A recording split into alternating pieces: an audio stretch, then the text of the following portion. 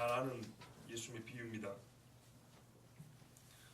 제가 이 비유의 내용을 한번 간단히 말씀해 볼 테니까 맞으면 맞다고 하십시오.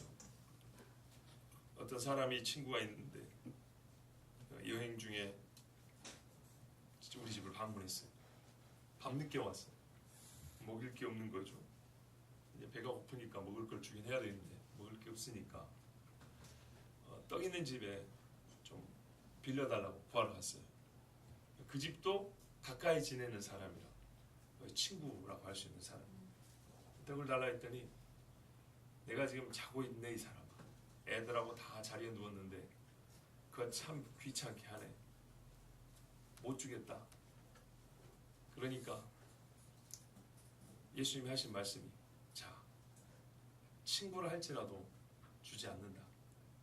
그러나 계속 달라고 요청을 하면 주지 않겠느냐.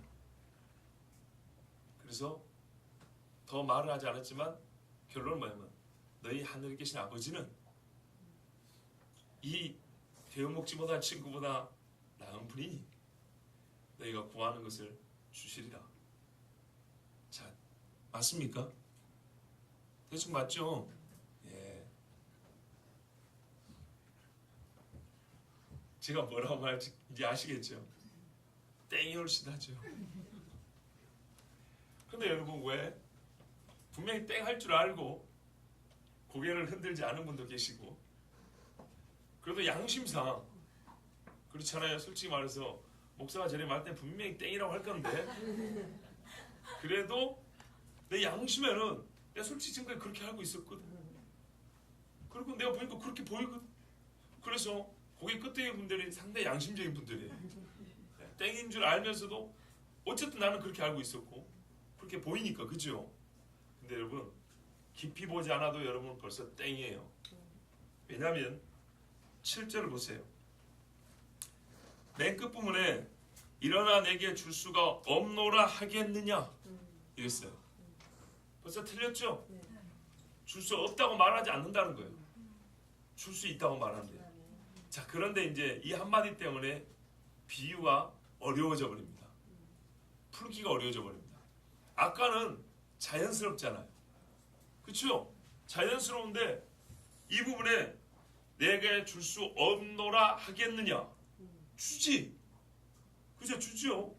근데 주님이 뭐라냐면 벗됨으로 해서는 안 줄 것이나 그 간참을 인하여 줄 것이더라도. 이게 뭔 말이에요 도대체? 차라리 맨 처음처럼 뭐요? 줄 수 없노라. 그러나 벗됨을 인하여서는 주지 아니하나 그 간참을 인하여는 주리라. 이래야 말이 되는데 줄 수 없노라 하겠느냐? 안 주지 아니하고 준다는 얘기. 자, 이제 한번 풀어보세요. 어렵죠? 이렇게 되니까 어려운 거예요. 그런데요, 일단은 전체를 보면 어렵지 않아요. 보세요.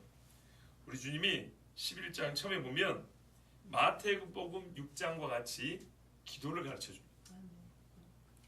기도를 이렇게 하라 가르쳐준 다음에 기도는 무릎 꿇고 해야 돼, 손 들고 해야 돼, 이 이야기를 해주는 게 아니고 이렇게 기도하면 하나님께서 어떻게 그 기도를 들어주시는지를 얘기하는 거예요. 보세요. 11장 2절에 아버지여 하고 시작하죠. 11장 11절에 아버지 된 자로서 이렇게 얘기하죠.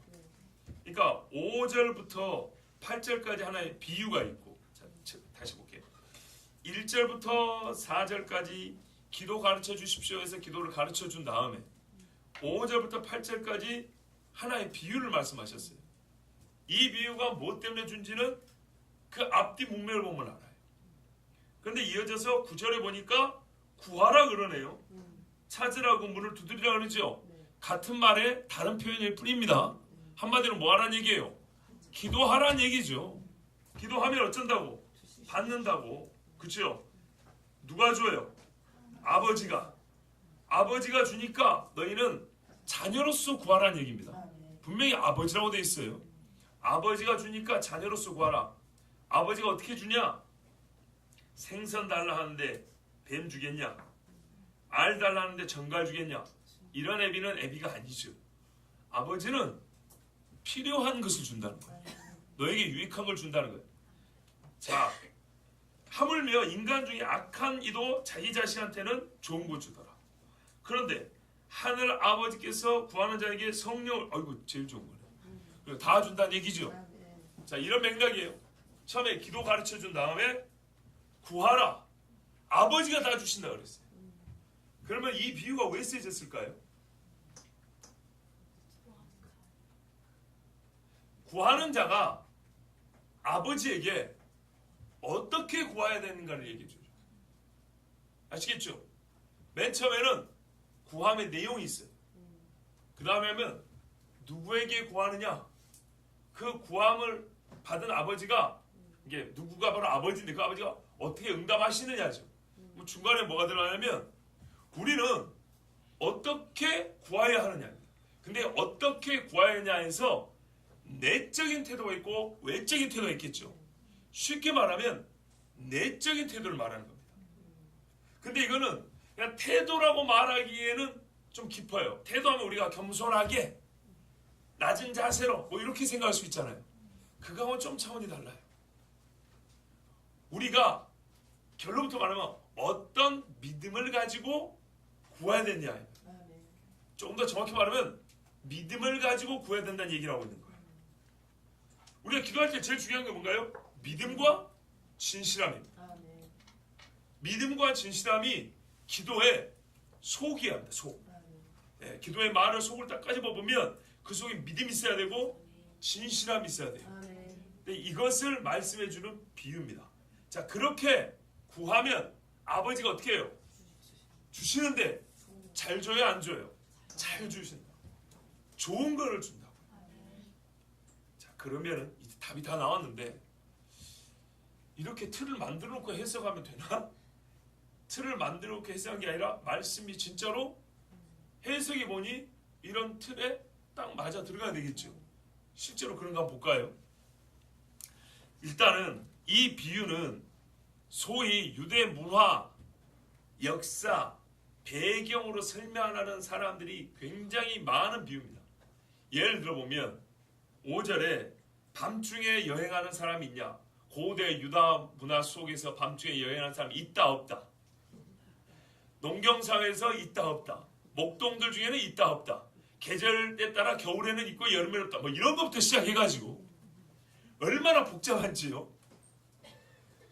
또 옛날에는 한 끼 먹을 밥만 하기 때문에 누구 집에든지 밥 먹고 난 다음에 떡이 없다는 거예요. 그런데 저 집에 떡이 있다고 찾아왔죠. 이걸 어떻게 아냐? 옛날에는 공동으로 식사를 준비했기 때문에 공동체 중심이었기 때문에 아낙네들이 다 모였고 대형 부엌이 있었나 봐요. 그래서 오늘 누구 집에 떡을 넉넉히 했는지를 다 안다. 그래서 그 집을 찾아간 것이다. 더 할까요?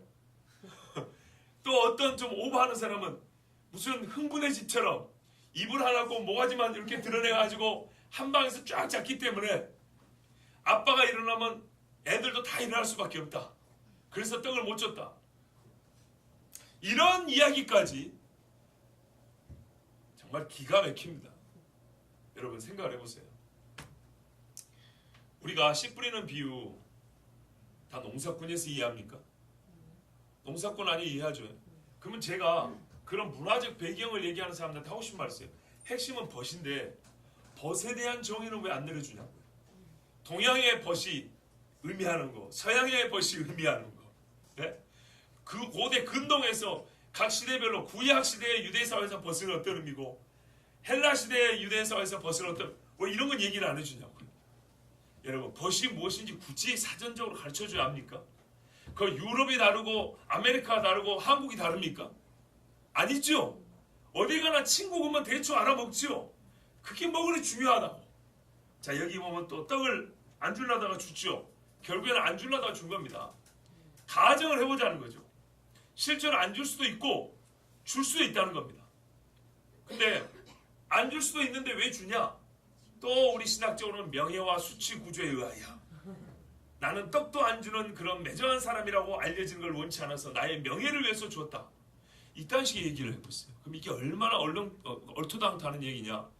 이 비유에서 결국에는 하나님 아버지하고 똑같은 건 아니지만 떡을 주는 일은 하나님과 비교되는 거거든요.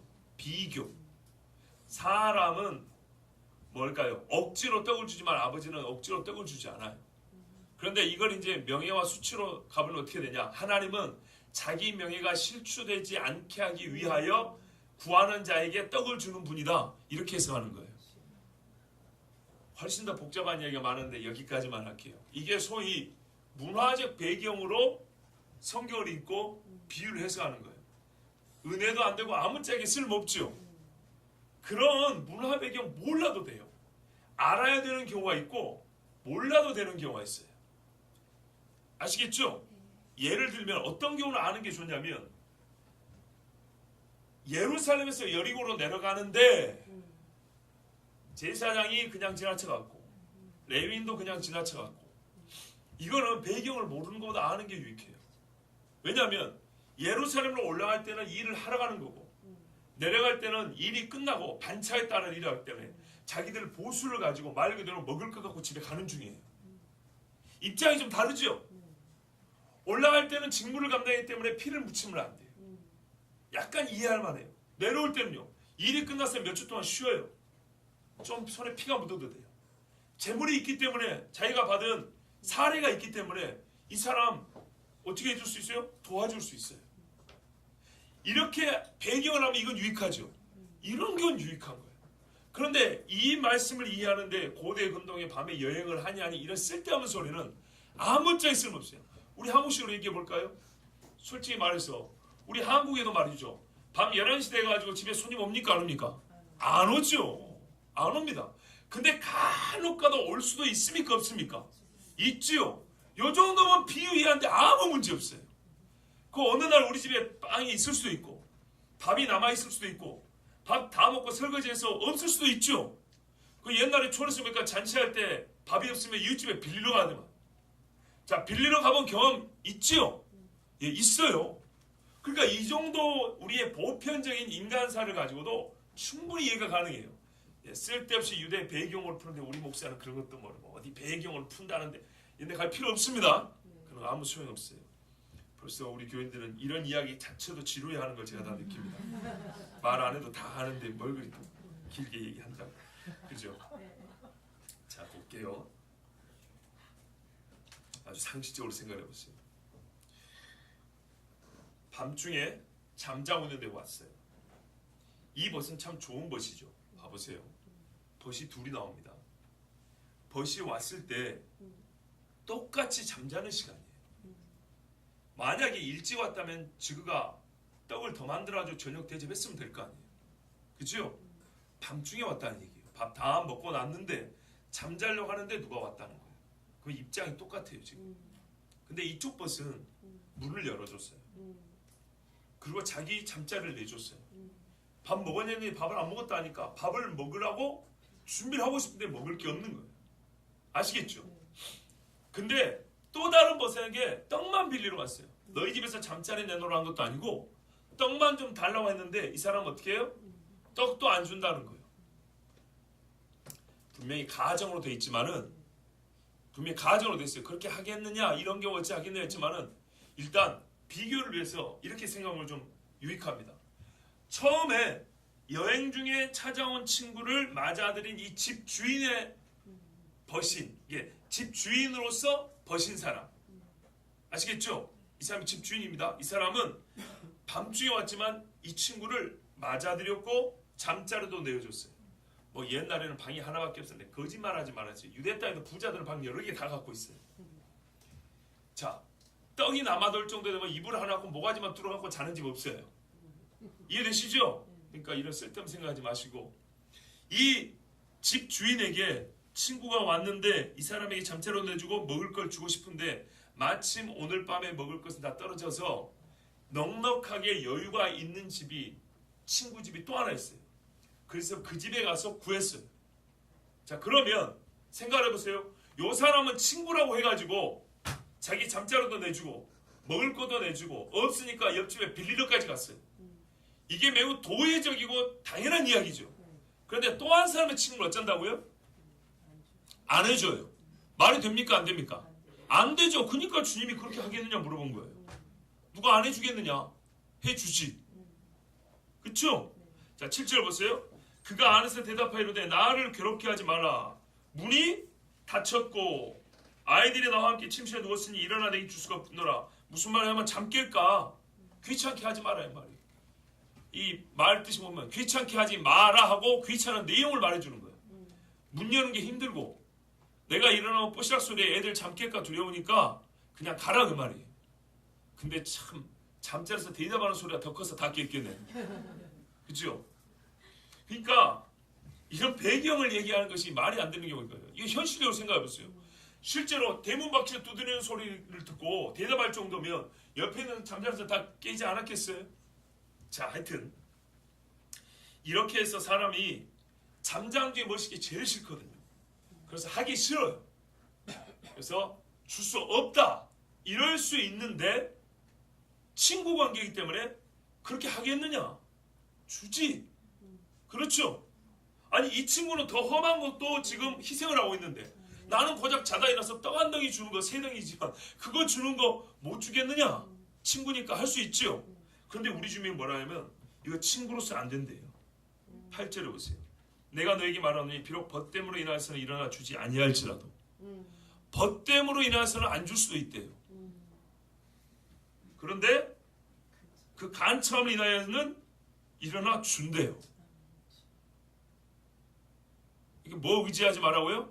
친구 관계 의지하지 말라고요. 오히려 뭐 하라고요? 간청을 하라는 거죠. 자, 그런데 이렇게 쉽게 풀리는 건 또 아닙니다. 조금만 더 볼게요. 주님의 대답은 결국에는 처음 손님을 맞았던 집 주인이 이웃에 있는 친구에게 가서 빵을 달라고 청을 했다는 겁니다. 그런데 그 청으로 말미암아 빵을 얻었다는 뜻입니다. 그렇죠? 우리 번역이 근데 잘못된 게 하나 있습니다. 예적 번역이 훨씬 좋은데 지금 번역이 두 군데가 너무 약하게 번역이 돼서 우리가 이 말씀을 이해하는데 부족함이 있습니다. 첫 번째는 어디냐면 간청입니다. 간청이 아니고 강청입니다. 강하다 강자입니다. 강청.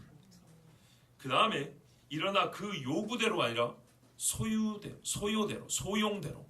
옛날 성경에 그렇게 번역이 있어요. 소용대로, 필요한 대로. 필요한 대로. 자 보세요. 빵 3덩인데요. 빵을 옛날에 다 찍어 먹었다 그러죠. 그러면 그 형편을 살피는 자는 어떻게 해요?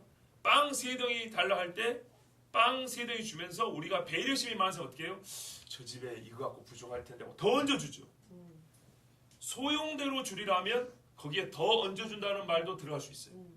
근데 그 요구대로면 빵 딱 3덩이만 줬다는 뜻이 돼요. 근데 소용대로면 그 집이 손님을 대접하는데 필요한 대로 주었다라는 조금 더 넓은 의미가 들어가요. 이게 옛날 번역이에요. 자, 옛날 번역이 더 낫습니다. 옛날 번역이 본 뜻을 의미하는데 훨씬 유익합니다. 그래서 제가 옛날 번역으로 여러분의 말씀을 전합니다. 간청이 아니라 강청입니다. 강하게 청하였다는 것입니다. 이거를 우리 일반적인 말로 하면 뻔뻔스럽게 달라고 했다는 겁니다. 담대하게 달라고 했다는 겁니다. 남이 잠자고 있는데 마치 맡겨놓은 물건 달라는 것처럼 달라고 했다는 겁니다.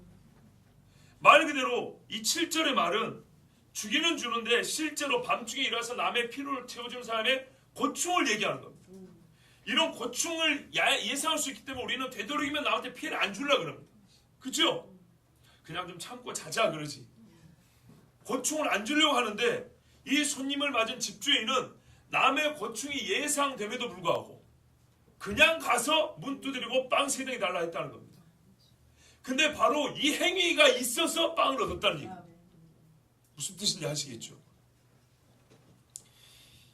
이것이 잠자던 자의 잠을 깨우고 그로 하여금 거절치 못하게 했습니다. 우리 주님이 기도를 가르쳐 주시는데 이 기도의 교훈이 바로 여기 있습니다. 오늘 비유는 사실 좀 난제같이 보이지만 어렵지 않습니다. 아주 쉽습니다. 두 가지만 제가 그냥 짤막하게 지적해서 가르쳐 드릴게요. 첫 번째는 찾아온 손님과 그를 맞은 집 주인으로부터 우리가 배울 수 있는 게 있는데, 그리스도의 제자가 형제의 필요를 위해서 구한다면 어떻게 구해야 되는가입니다. 우리가 교인들끼리 서로 이제 구하잖아요. 하나님께 기도 제목을 가지고 구하잖아요. 어떻게 구하냐?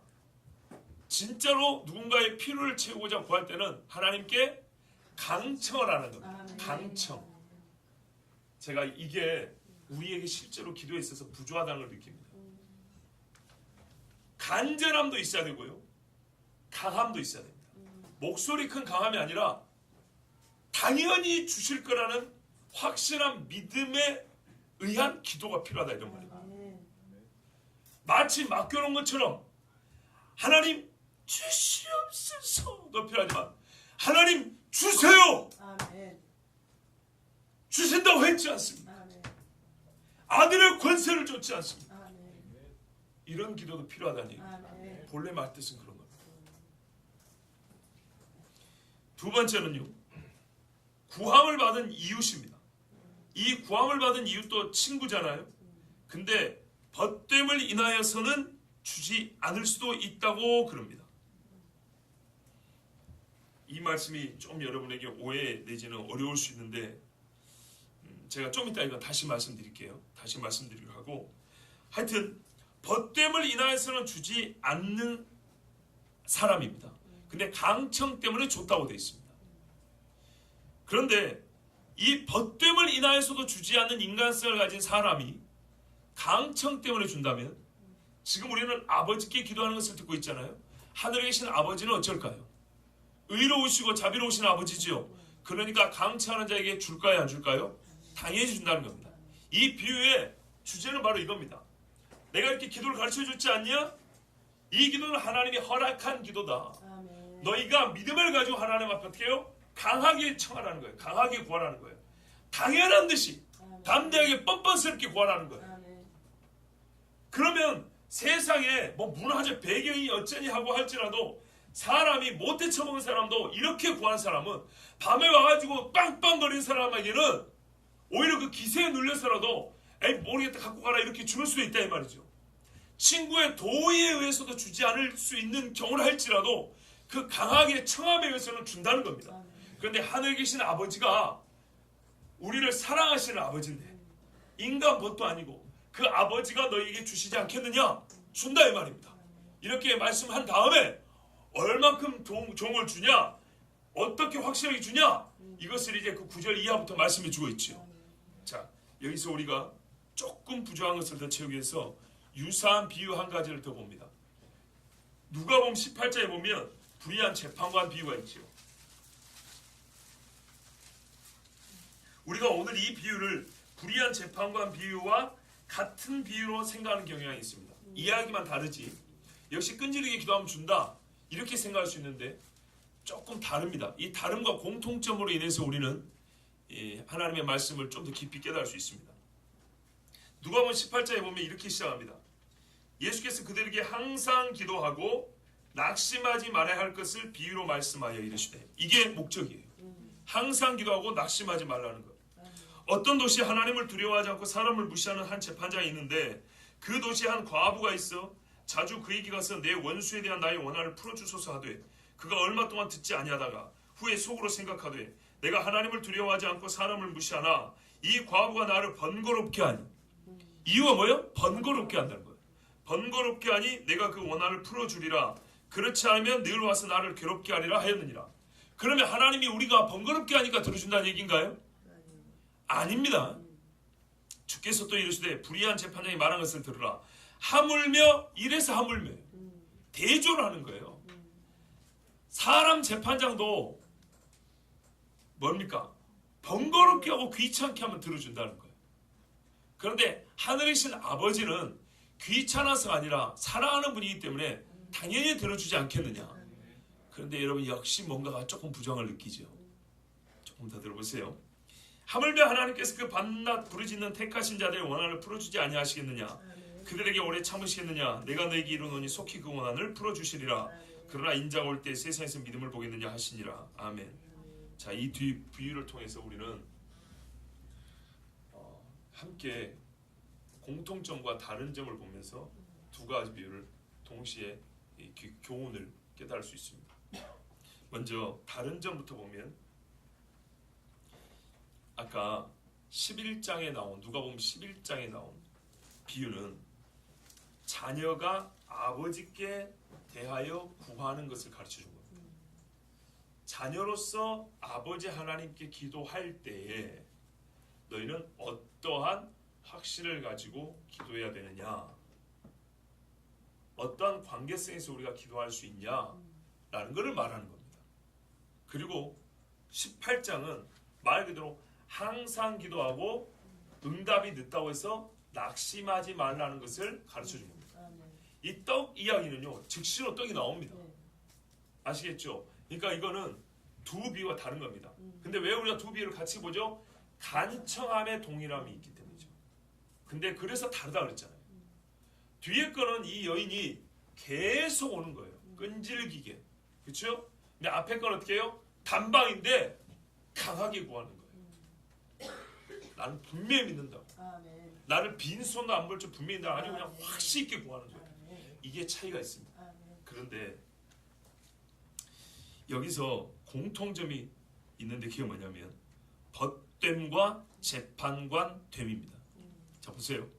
구하는 자가 벗이라는 관계에 의하여 구합니다. 두 번째는 재판장이 송사를 맡아줄 책임이 있죠. 즉 송사인과 재판관이라는 관계성에 의해서 구합니다. 정당한 겁니다. 친구한테 떡 좀 빌릴 수 있는 것이죠. 그렇죠? 그리고 불의한 일을 판결해서 바로 잡아달라고 재판관을 국가에서 녹을 주면서 세워놨으니 국민이 청원해서 그 재판을 받는 건 당연한 이야기죠. 자, 벗됨과 재판관 됨에 의하여 그 관계와 도리, 책무에 의해서 원래는 거절이 불가능합니다. 반드시 해야 합니다. 그렇죠? 근데 첫 번째 비유에서도 보면 벗됨에 의해서 거절이 가능하답니다. 우리가 생각할 때는 벗됨에 도리에서 빵을 줄 수 있는데 예수님이 뭐라 하냐면 그것 때문에 빵을 받는다고 생각하지 마라. 강초로 빵을 받는 것이다. 오히려 우리가 당연하다고 생각하는 그 벗됨의 관계에서는 오히려 응답을 못 받을 수 있다. 이건 비유입니다. 우리 하나님과의 관계 아니고 사람과의 관계입니다. 불가능할 수도 있다. 재판관? 당연하지. 그 사람은 세금 받고 이해를 위해 세워진 자 아니야. 그런데 당연하다고 기대했는데도 불구하고 그가 재판을 거부할 수도 있는 거다. 자, 필연적으로 가능할 것 같으로 예상되는 상황입니다. 반드시 일어날 걸로 예상되는 상황인데 일어나지 않을 수 있다는 겁니다. 응답의 가장 유력한 조건과 이유를 가졌다고 생각할 수 있는 경우조차도 바로 그것 때문에 거절이 불가능하다는 사실. 거절이 가능하다는 사실. 보세요. 내가 남한테 부탁한 것보다 친구한테 부탁한 것이 응답받을 가능성이 가장 크죠. 근데 역설적으로 친구이기 때문에 거절이 가능하다는 사실. 재판관은 자기가 재판할 책임이 있죠. 그런데 뭐가 있어요? 재판관이기 때문에 재판을 거부할 수 있는 권한도 그에게 있어요. 그래서 우리의 재판을 호소할 때가 그 사람밖에 없는데도 불구하고 바로 그가 재판관이라는 신분과 지위 때문에 나의 재판을 거절할 수 있다는 사실. 그렇죠. 친구끼리도요. 가장 필요할 때 거절한 다음에 그래도 친구니까 미워할 수가 없어요. 친구니까 원수 맺는 경우도 있지만 나중에 친구니까 아이고 그래도 내가 네 얼굴 안 보고 어떻게 살겠냐 이러고 넘어갈 수 있다고요. 친구는 벗의 구함을 들어줘야 할 도의가 있지만 이해와 거절 후 화해의 가능성도 큽니다. 무슨 말씀인지 아시겠죠? 내가 이번에 거절해도 제가 상처는 좀 받겠지. 그래도 니하고 나하고 다시 만날 거야. 다시 좋아질 거야. 이런 기대하에 오히려 친구의 간청을 거절할 수도 있어요. 이 양쪽이 다 강합니다. 친구니까 들어주지만 때로는 친구니까 거절해버립니다. 거절이 편해요. 친구니까. 그런 경우 있죠. 내가 거절한 경우도 있고 내가 부탁한 경우도 있고 한 번씩 다 있을 거예요. 재판관도 마찬가지입니다. 재판을 해야 할 책임이 있지만 재판관이라는 그 높은 지위와 권한이 있어서 사람들이 구하는 것을 자기의 힘으로 거부할 수도 있어요. 그래서 우리는 응답을 받을 것으로 생각한 상황에서 정말 보기 좋게 거절을 당할 수도 있어요. 그러나 이들과 비교, 대조되는 하나님은 사람에 있어서는 가장 신뢰할 만하고 가장 응답받을 가능성이 크다고 하는 경우조차도 거꾸로 가능성 0%의 구함도 있다는 얘기입니다. 이렇게 비교를 함으로써 무엇을 얘기하고 싶은 것이냐? 하나님께는 어떻게 해요? 가까운 사이기 때문에 거절한다 이런 게 없어요. 힘이 있기 때문에 오히려 나는 너에게 거부할 권한이 있어 하고 거절하고 이러지 않는다 이 말입니다. 하나님은 사람에 있어서는 가장 신뢰할 만한 관계조차도 믿을 수 없는데 그와 비교할 수 없다. 하나님은 어떻게 말하면 도와준다고요? 강청해라. 이 강하게 청함이라는 강함은 믿음에 전제되는 거예요. 너희가 믿음을 갖고 아버지라고 부르는 그분에게 너희가 청하면 아버지는 아들에게 주는 그 아버지의 심정으로서 너희가 필요한 것을 소용대로 주리라. 그렇기 때문에 우리가 원하는 것과 모양새가 아주 똑같지 않을 수도 있어요. 떡 3덩이를 달라는데 그 3덩이가 요만한 것일 수도 있고 이만한 것일 수도 있겠죠. 어떤 거기가 곰보가 들어갈 수도 있고 곰보 맞나? 안고가 들어갈 수도 있고 안 들어갈 수도 있겠죠. 그 모양새와 크기는 하나님이 알아서 주십니다. 필요한데 더 필요하면 그보다 더 줍니다. 그리고요 이 타이밍도 문제입니다. 사람이 구하는 타이밍은 자기 보기에는 자기가 그게 적시라고 생각하지만 하나님이 생각하는 적시에 맞춰서 그것을 주신다는 얘기입니다. 하나님은 사람과 비교할 수 없는 신뢰가 가능한 분이고 그래서 미쁘신 하나님이시고 인자와 공의를 가진 하나님이십니다. 이 친구에게는 인자가 상실될 수 있지만 하나님은 인자하시고 재판관에는 공의가 없을 때가 있지만 하나님은 항상 공의로우신 분이어서 인자와 공의에 따라서 우리에게 응답하시는 분이시다는 말씀입니다. 문제는 우리의 믿음 없음이 문제고 또 하나는 낙심이 문제입니다. 조금 기도하다가 그만해버리는 게 문제입니다. 그래서 우리 주님이 이 비유의 끝에 뭐라고 말씀하십니까? 그러나 인자가 올 때 세상에서 믿음을 보겠느냐? 믿음을 보겠느냐? 이 앞에 11절에는 뭐라 합니까? 이 뭡니까? 생선을 달라는데 누가 뱀을 주겠냐? 알을 달라는데 정갈 주겠냐? 마치 사람한테 구할 때 그러죠. 100을 불러놔야 50이라도 받지 이런 심정이죠. 하나님 앞에 그렇게 구한다니까요. 너무 속보여 벌써 창피하죠. 그죠? 우리 양심적으로 그런 식으로 기도할 때 있죠. 아니 그거는 사람 속을 모르는 사람하고 대화하거나 이게 거래할 때 이야기예요. 하나님은 속을 꿰뚫어 보시는데 내가 100 정도 구해놔야 하나님이 30이라도 주겠지. 그럼 실제로 내가 20이면 족한데 그래도 10이 남는구나.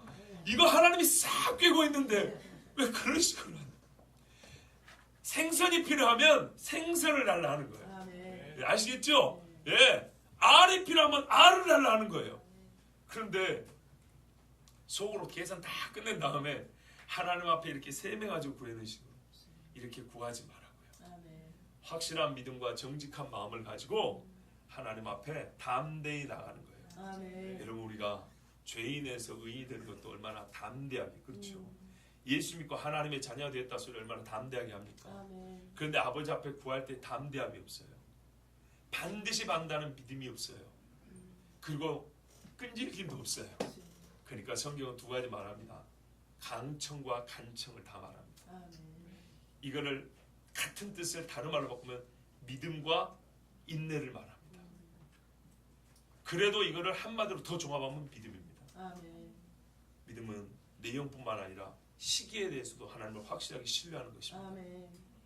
그러면 여러분 하나님 앞에 아버지라고 부르는 그분 앞에 구하십시오. 정말 강하게 구하십시오. 목소리만 크다는 것이 아니고요. 그 기도의 강함에 걸맞는 믿음의 강함을 가지고 확신을 가지고 나는 주실 줄 믿습니다 하고 구하세요. 그리고요 오늘 구했는데 내일 안 준다고 기도를 그만두지 마시고 계속 하십시오. 네, 신기하게 어느 날 이제 오늘도 안 들어주셨는데 오늘도 안 들으시 이런 거 까먹고 그냥 계속 기도하는데 하게 됩니다. 근데 어느 날 되면 어이구 이미 이루어졌네. 이것을 보는 날이 옵니다. 네. 기도 응답은 그렇게 받는 것이지 아, 내가 네. 스케줄표 다 적어놓은 다음에 이런 거 아니에요. 내가 돈 넣었으니까 누르면 자판기 나와야지 이런 식으로 기도하는 게 아니에요. 우리는 모든 것을 나보다 더 잘 알고 계신 하나님, 나보다 더 완벽하게 행하신 하나님. 네. 여러분 바다를 구경도 못한 이스라엘 사람이라니까요. 평생 태어나서 종로를 하고 벽돌 만드는 사람들이었어요. 바다를 구경도 못한 사람이 처음으로 바다를 보면 얼마나 놀랍고 무서운지 압니까?